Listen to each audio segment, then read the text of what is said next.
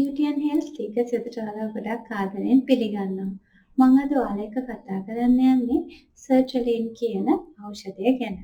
සර්ටලින් කියන්නේ ඇන්ටි ડિප්‍රෙසන්ට් එකක්.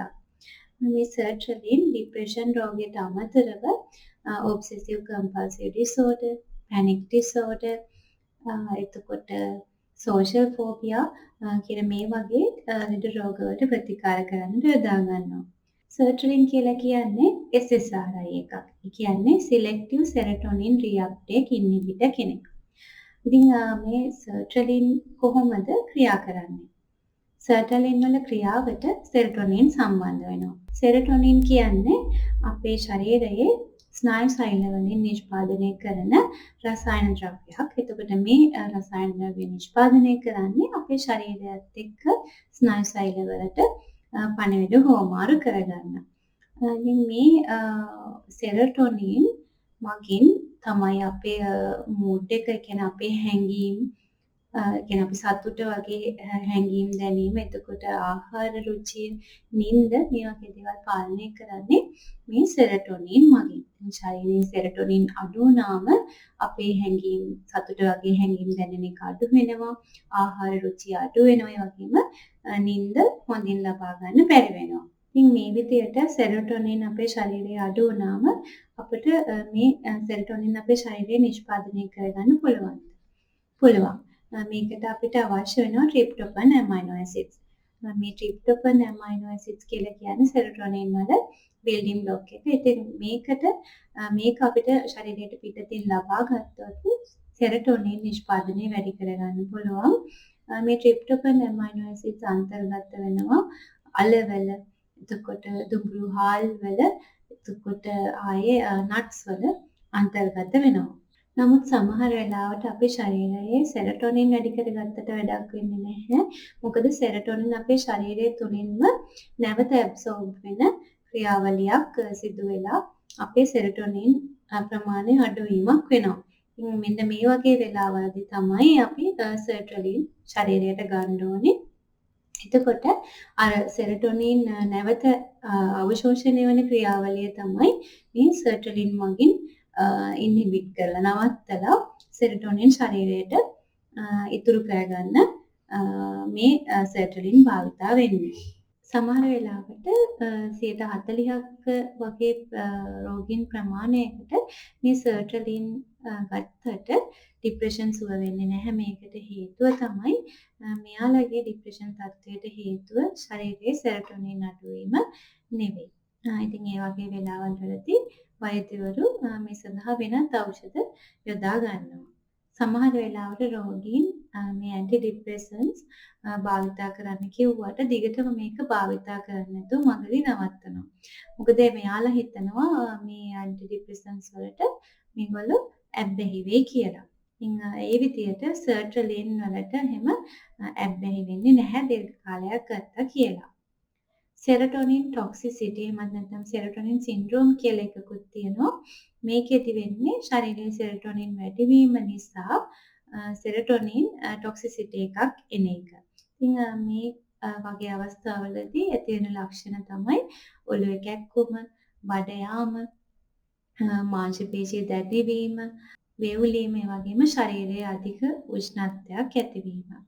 ඉතින් මේකට හේතුව තමයි ශරීරයේ සෙරටොනින් වැඩිවීම. සෙරටොනින් වැඩි වෙන්නේ කොහොමද? ගොඩක් වෙලාවට මේක සිද්ධ වෙන්නේ සර්ටලින් ශරීරයට ගත්තට පස්සේ සෙරටොනින් අර ශරීරයේ වෙන මොකක් හරි අපි ගන්න ඩ්‍රග් එකක් නිසා ඇඩ්වර්ස් රියැක්ෂන් එකක් විදියට සෙරටොනින් වැඩි වෙන එක.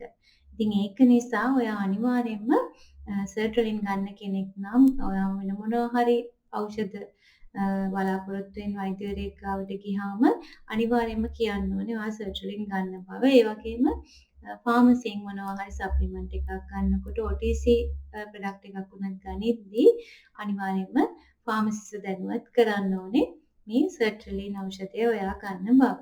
සර්ටලින් ගන්නකොට සාමාන්‍යයෙන් කෑමට පසු කෑමත් එක්ක මේ කොයි විදිහට ගත්තත් ප්‍රශ්නයක් නැහැ. ඔයාලට පුළුවන් වතුර වීදුරුවක් එක්ක සර්ටලින් බොන්න. මේක ඔයාට මේ ඖෂධය ඔයාට අවශ්‍ය වෙලාවට ගන්න බැරි වුණොත් එහෙම ගොඩක් වෙලා ගත වුණොත් එහෙම ආයෙම පෙත්ත ගන්න යන්න එපා. ඊළඟ ඩෝස් එක ඊළඟ දවසේ ගන්න. මොකද නැත්නම් ඩබල් ඩෝස් වුණොත් එහෙම ඔයාට අපහසුතාවය ඇති වෙන්න පුළුවන්. ඔයාට සාමාන්‍යයෙන් මේ ඖෂධය උදේ හෝ දවල් කාලේ වගේ තමයි ගන්න නියම කරන්නේ. නමුත් ඔයාට මේ වගේ වෙලාවලදී අරගෙන නිදිමතක් දැනෙනවා නම් ඔයාට පුළුවන් මේක රාත්‍රියේදී නිදා ගන්න කලින් මේ බෙහෙත් එක බොන්න. ඉතින් සාමාන්‍යයෙන් සර්ටරින් වලින් අපිට ප්‍රතිඵලයක් දැනෙන්න සති 2ක් හෝ ඊට වැඩි කාලයක් සති 4ක් සති 6ක් දක්වා වුණත් ගත වෙන්න පුළුවන්. ඒක නිසා මේ ඖෂධය අරගෙන ඔයාට මේකෙන් ප්‍රතිඵලයක් නැහැ කියලා මේක පොඩි කාලයකදී නවත්තන්න බෑ. වෛද්‍යවරයාගේ උපදෙස් පරිදි මේක අදාළ කාලය තුළ දිගටම බොන්න ඕනේ.